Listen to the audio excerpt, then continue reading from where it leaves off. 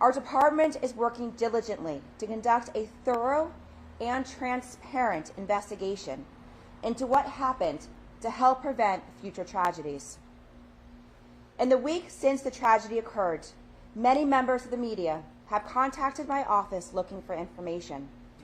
And I want to be here before you all today to assure you that you will be getting information out to you as quickly as we can while our investigation progresses.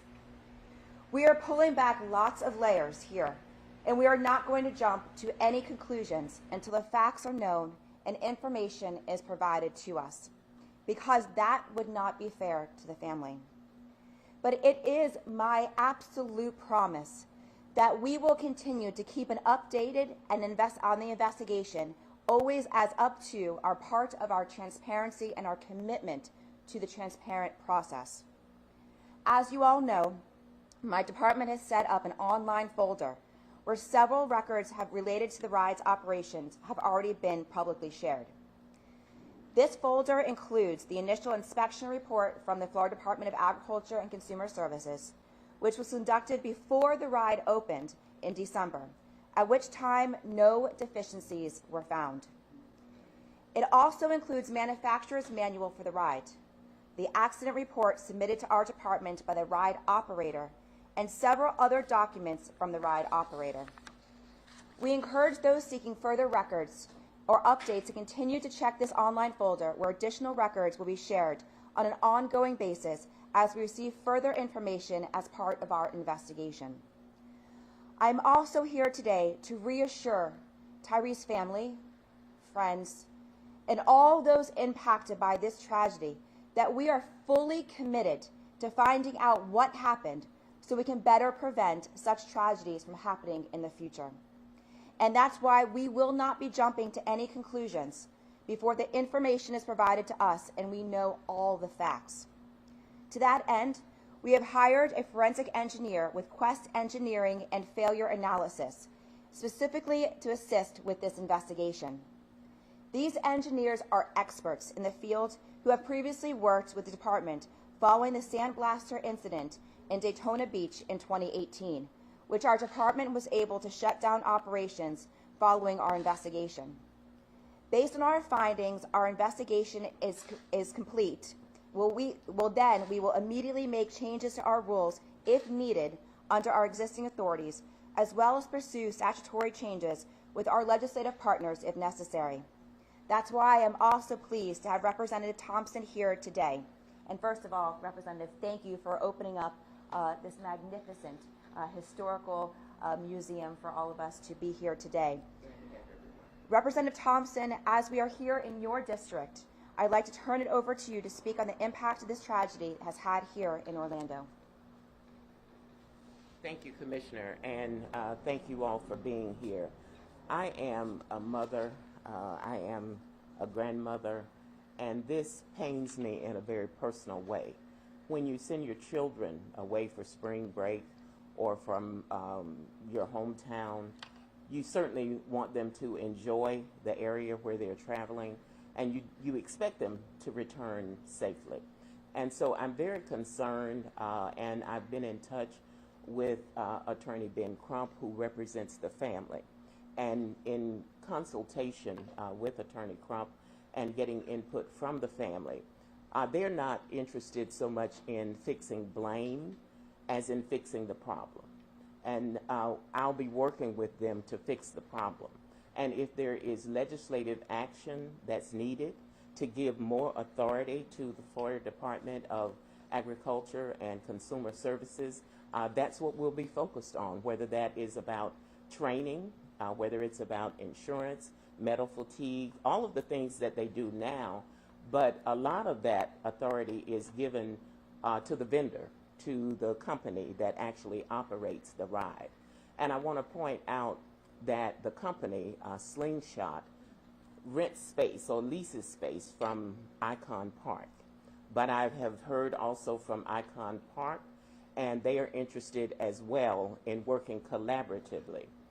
Statistics show that the overwhelming majority of people who come to Central Florida enjoy the amusements, they enjoy the entertainment, they enjoy the rides, whether we're talking about helicopters or go-karts or water slides or whatever.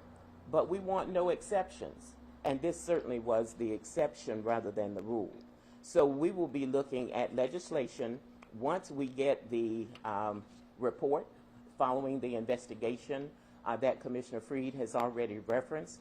Once we get that report, we'll know the direction that we need to take with regard to legislation. But I have committed to the family and commit to this community, and I'll be working to bring all of the stakeholders together. I've committed to filing the Tyre Sampson bill in the legislature that would address the problems that are identified once we get the investigation. At this point, we don't have all of the facts, so we can't, in terms of a knee-jerk reaction, say this is what needs to happen. But once we have the investigation, I'll be working on the Tyre Sampson bill to address whatever the problems are. And the theme parks, all of them, are in my legislative district. And so I know that tourism in this area is the lifeblood of the state of Florida and of the community. So I have a lot of stakeholders who are very interested in coming together and working collaboratively to address the problem. So at this point, I'll be glad to answer questions, as I'm sure the Commissioner would as well. Wait, 2 seconds though. I want to get one more person in here too, Okay. if that's okay? All right, that's fine. So thank you so much. I still call you my senator. But I also would like to also introduce Rick Kimsey, who is our Director of our Consumer Services. Good morning. Thank you for being here. With no federal regulation for safety on these type of rides, the state of Florida is one of only 29 states that have created amusement ride safety programs. Florida law and department rule requires some of the most strict and comprehensive inspection processes in the country. The Division of Consumer Services has statutory authority to permit temporary and non-exempt permanent amusement rides. We also conduct safety inspections at the time of permitting and a 6-month follow-up inspection after the permit date. We conduct accident investigations following certain instances of patron injury. During the permitting process, the ride owner must submit proof of insurance and an affidavit of compliance and non-destructive testing, which in part states that a professional engineer or qualified inspector has tested the ride and it is in conformance with the state statute and department rules. The permit and semi-annual inspection processes are conducted by the department inspectors to review the ride's conformance with adopted international safety standards and all ride manufacturer manuals and safety bulletins. As the Commissioner said, we're going to open it up to questions, but I'd like to remind you that we will not be commenting on this incident specifically or our ongoing investigation.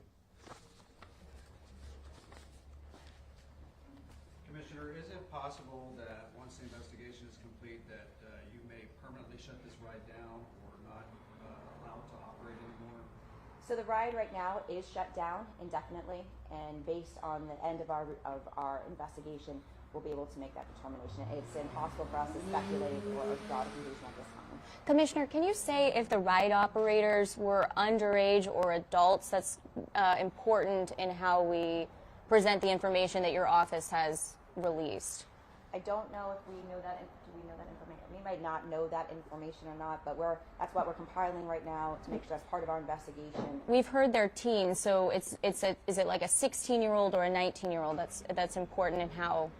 We're looking into everything. We don't know. Is there a place in your oversight somewhere where you can periodically check these ride operators to make sure they're following the protocols that are in place and the rules that you have in place? We do inspections on these rides that are permanent every 6 months per the statutes. But that's safety inspections, that's not inspections on actual oversight of the ride, correct? And what workers are doing? And We don't have oversight on that. It is purely for the inspections on the rides themselves. Who does have oversight? As I mentioned, the Commissioner's office has authority that's delegated to the department by the legislature. And so if the legislature now needs to go back to Chapter 616 and shore up and strengthen regulations with regard to training, the age of the operators. All of those kinds of things would be the legislative remedy, but we will only know that once we get the results of the investigation. In the meantime, so we're not going to jump to any conclusions about whether or not age issues or the intensity of the inspections until which time that we get a thorough and complete investigation done, and then from there, I promise you all, and to the family, to this community, to everybody, that based on the investigation, we will be working internally if we've already got authority to make changes, and with our assistance from our legislature to make changes that we deem necessary based solely on the investigation. In the meantime, does anyone have jurisdiction over, just now, currently, does anyone? We have shut down the ride to do the investigation. But over the workers, as she asked earlier, is anyone allowed to kind of inspect that? And if so, who? And if not, it's just a question I'm trying to figure out. Yeah. We do oversee training to make sure that training is up to date. I'm sorry. The department does oversee training and make sure that training records are up to date as required by the manufacturer. So we do view that as part of our normal inspection process. Thank you. To follow up on that, it's essentially the person that's in charge of the ride, that it's their responsibility to oversee their own workers. You don't go to make sure to see that Bob, who's running the ride that day, is following all the protocols. There's no oversight of that by the state. If we have a complaint from a consumer that they have issues with safety on the ride, the department will investigate and make sure that ride operations are proceeding as required by the manufacturer. Can you tell us, is there a specific standard for training? X number of hours, operating under supervision or apprenticeship for a number of weeks or months? Is there anything like that in the state, or simply a requirement that you write it on paper and file it with the state? We follow requirements by the manufacturer and take suggestions from the manufacturer on the number of hours that they require someone to be trained to safely operate a ride. That wasn't written into the manual. Do you have any idea how many hours would be appropriate for somebody to be trained on that? I mean, let's take, for example, if you've got somebody riding an Orange County Schools bus, you've got a bus driver that's been permitted by the state of Florida with a regular driver's license. They need to get a CDL and probably some other things to be driving children to school. There's at least 30 kids on a school bus. There's at least 30 kids on most of these amusement rides. I mean, is this like, wham bam, thank you ma'am, you're getting this training and it could be done in 2 hours, 4 hours, or it could be done in 4 weeks? Is there anybody that makes sure that this is thorough training and not just checking a box and writing a signature? These are all parts of our investigation that we're not going to be able to comment on. And let me ask you this as well. It sounds like it's up to the manufacturer to tell you guys what they think is appropriate for their rides. Case in point, I know you're not getting case specific here, but we've got a letter from the manufacturer in this specific case that says a seatbelt isn't necessary, yet I think every person in this room has spoken with multiple experts that said a seatbelt could have saved their lives. Are you guys comfortable just going by what the manufacturer is recommending when it comes to safety measures, or do you think that there needs to be stricter measures in place to make sure? So that's obviously part of the things that we're investigating, and some of the things that we are looking at the end of the conclusion, whether or not those are issues to be addressed, and then those are times that we're going to go into statutory changes.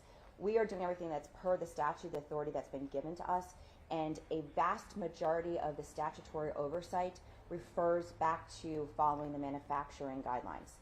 So our power is limited on following the manufacturer.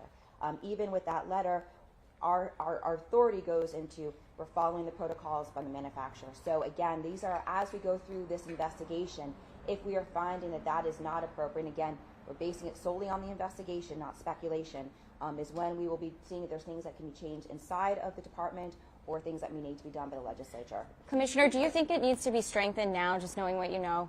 I don't know anything yet, is the problem. You know, I am waiting on the investigation, and until which time that we know exactly what happened and exactly what things can or should or potentially needs to be addressed. But I'm not going to jump to any conclusions until the investigation is done. That is not fair to the family.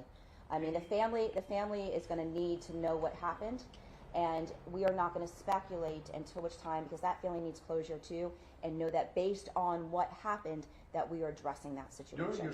During your investigation, do you find anything before that can worry us about this attraction? I did. If you found during the investigation something that could worry the department before in your first inspection? No. When our inspection was done in December to open up the ride, we went through everything that we have to do through the protocols of the manual, of the manufacturer's manual, everything that we saw that we inspected to open up the ride. We followed the protocols, we followed the manual, and everything was up to par per the manual of the manufacturer. Are you comfortable with their protocols? Can you tell us, have you spoken personally with any family member? I have not spoken personally with the family members yet. Is your office comfortable with those protocols? To let them Whoa, know whoa, that whoa. there's a Wait, maximum weight limit? I said, is your office comfortable with those protocols? We oversee and inspect thousands of rides throughout the entire state. And so we have to, per the statute, per the protocols across the entire state, follow the manufacturing guidelines. That is what is mandated to the Department of Agriculture.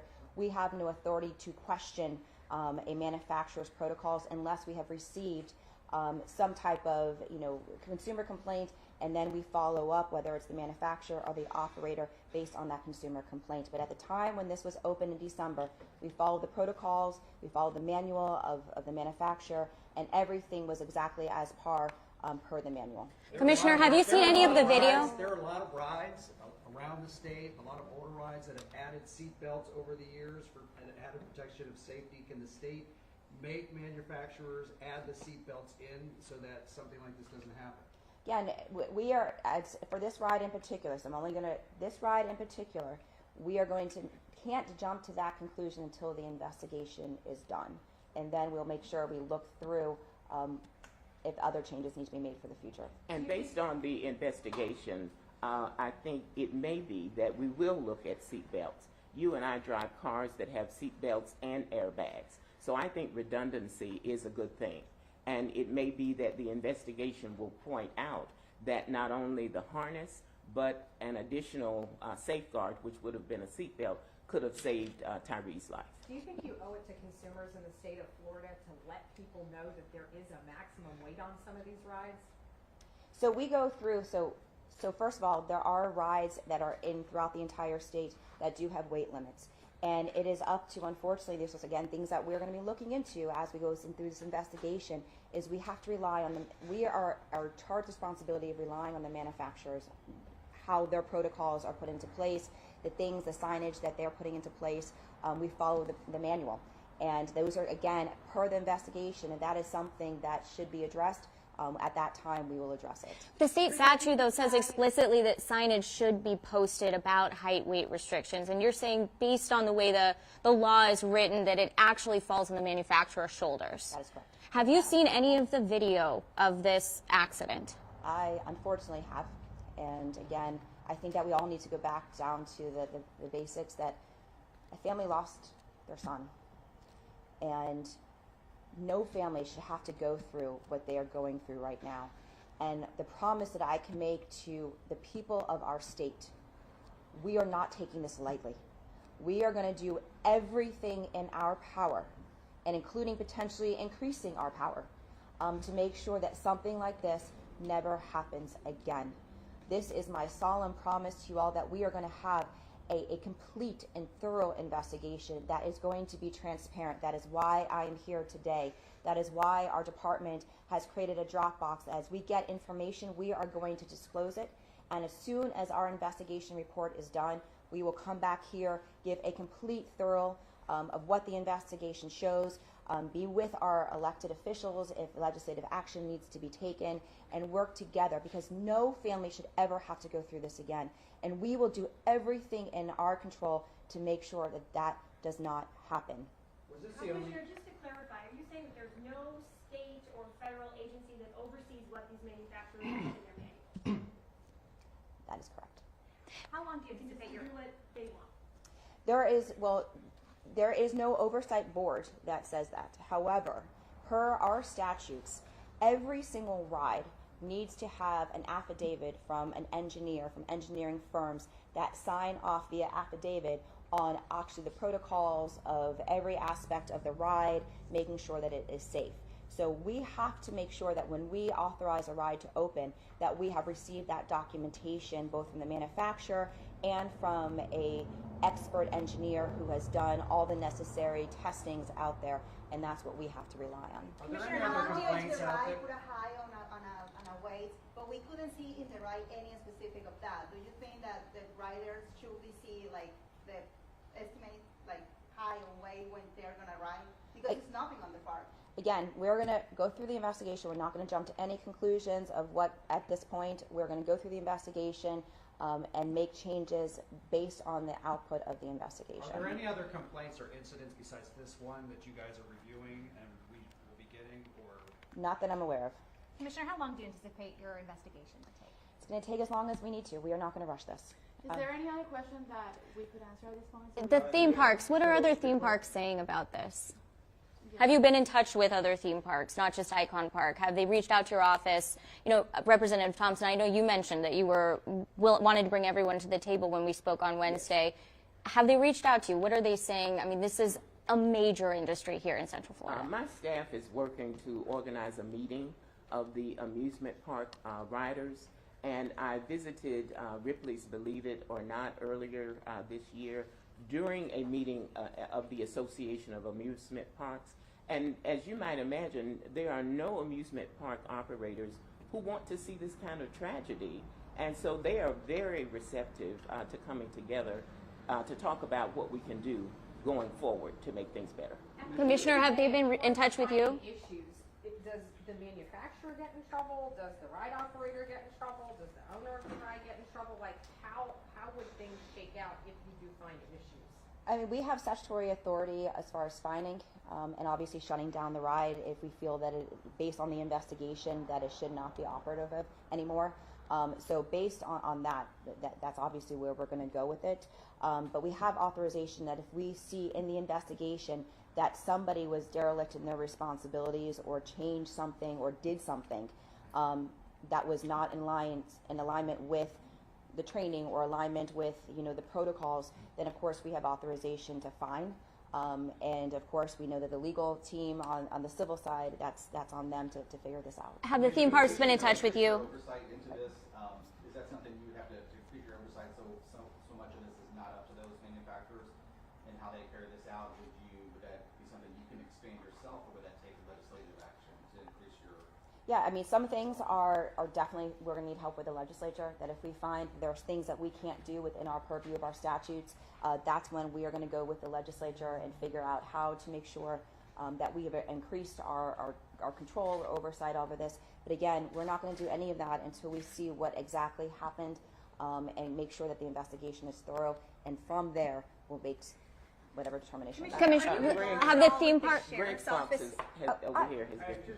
Quick question. They operate 7 rides here. There's only 2 of them that are closed. Should Slingshot Group be closing all of their rides locally until your investigation is done? We only have authorization to close the ride that is in question.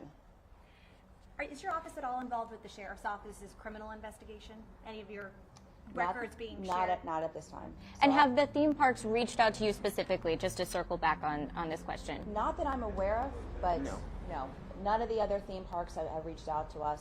I mean, everybody is waiting for this investigation to happen and to see what the outcome of it is. Thank you.